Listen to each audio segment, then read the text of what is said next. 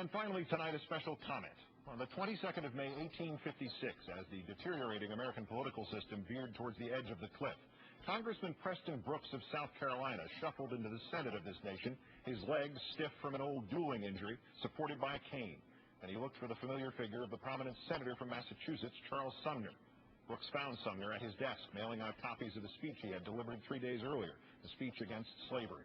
The congressman matter-of-factly raised his walking stick in midair and smashed its metal point across the senator's head. Congressman Brooks hit his victim repeatedly. Senator Sumner somehow got to his feet and tried to flee.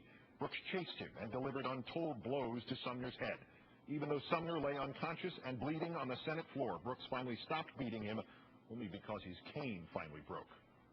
Others will cite John Brown's attack on the arsenal at Harper's Ferry as the exact point after which the Civil War became inevitable. In point of fact, it might have been that moment.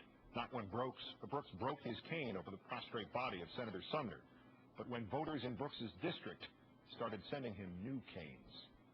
Tonight we almost wonder to whom President Bush will send the next new cane.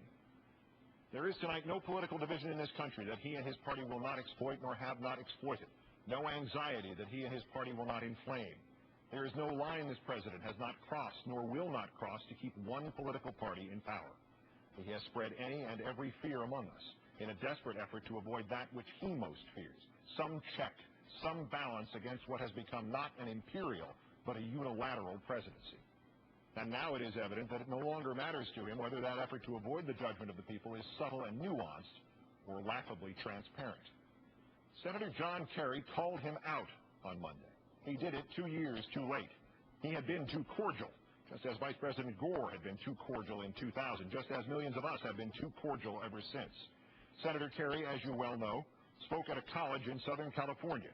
With bitter humor, he told the students that he had been in Texas the day before, that President Bush used to live in that state, but that now he lives in the state of denial. He said the trip had reminded him about the value of education, that, quote, if you make the most of it, if you study hard, you do your homework, and you make an effort to be smart, you can do well.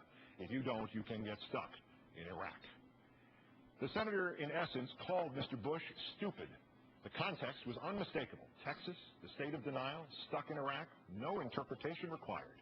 And Mr. Bush and his minions responded by appearing to be too stupid to realize that they had been called stupid. They demanded Kerry apologize to the troops in Iraq, and so he now has.